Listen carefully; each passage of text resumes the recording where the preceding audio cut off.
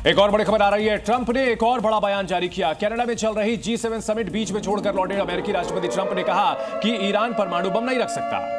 हमें cease fire नहीं, अंत चाहिए, डोनाल्ड ट्रंप ने कहा। ईरान और इजराइल जंग पर यह सबसे बड़ा बयान डोनाल्ड ट्रंप की तरफ से सामने आया है। सीज फायर नहीं, हमें अंत चाहिए इसका।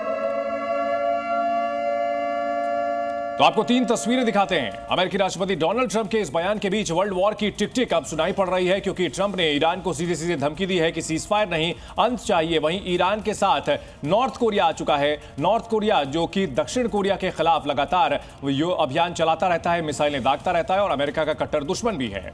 इजराइल से युद्ध के बीच में ईरान में बहुत सारे बैंक इस वक्त बंद हो गए हैं। एटीएम ने काम करना भी बंद कर दिया और इससे एक बड़ा साइबर अटैक भी माना जा रहा है। दिखाते हैं, क्योंकि लोग परेशान है।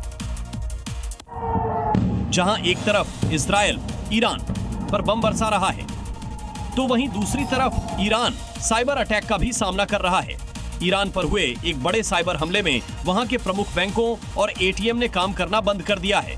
लोग अपनी जमा पूंजी नहीं निकाल पा रहे हैं। साइबर हमले में डिजिटल सिस्टम ने काम करना बंद कर दिया है।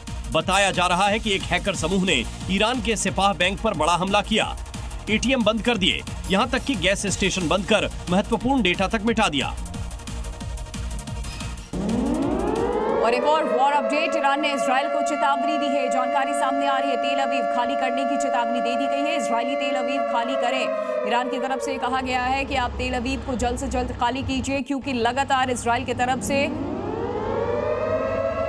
जो हमले किए जा रहे हैं उसको लेकर के अल्टीमेटम दिया गया है। ईरान ने इजराइल को चेतावनी दे दी है और तेल अवीव खाली करने को कहा है। यानी कि अगला जो टारगेट है वो अब ईरान का इजराइल में तेल अवीव होने वाला है और इसको लेकर के अल्टीमेटम दिया गया है कि आप इसे खाली कर दें, वरना जो लोग हैं उनकी भी जान जा सकती है मिसाइल अटैक में।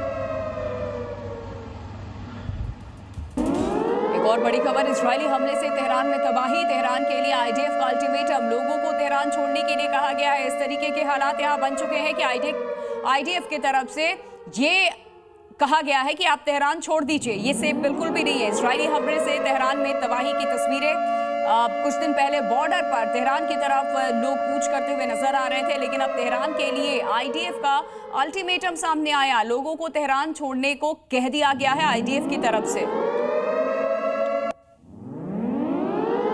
और इजराइल ईरान हमले से जुड़ी एक और बड़ी खबर, ईरान का इजरायली ठिकानों पर हमला। ईरान की ओर से दागी गई कई मिसाइलें। इजराइल ने कई मिसाइलों को हालांकि नष्ट भी कर दिया है, लेकिन ईरान लगातार मिसाइल अटैक कर रहा है और इजराइल को भी भारी नुकसान पहुंचा है। ईरान की ओर से बैक टू बैक मिसाइलें दागी जा रही हैं और इसका वीडियो भी रिलीज किया जा रहा है। इधर आईडीएफ की तरफ से भी तेहरान को लेकर के ऑफिशियल स्टेटमेंट रिलीज किया गया है कि वो तेहरान छोड़ दे, अल्टीमेटम दिया गया है लोगों को। ये तस्वीरें हम आपको दिखा रहे हैं किस तरीके से तेहरान पर इजरायली फोर्स की एयर स्ट्राइक की भी जानकारी सामने आ रही है।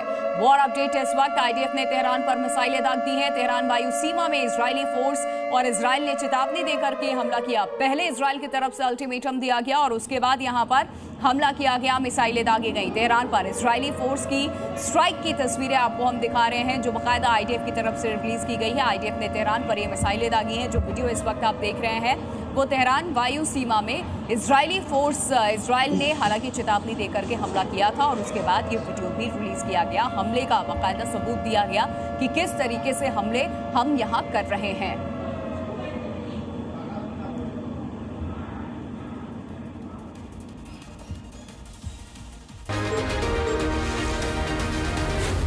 Z News.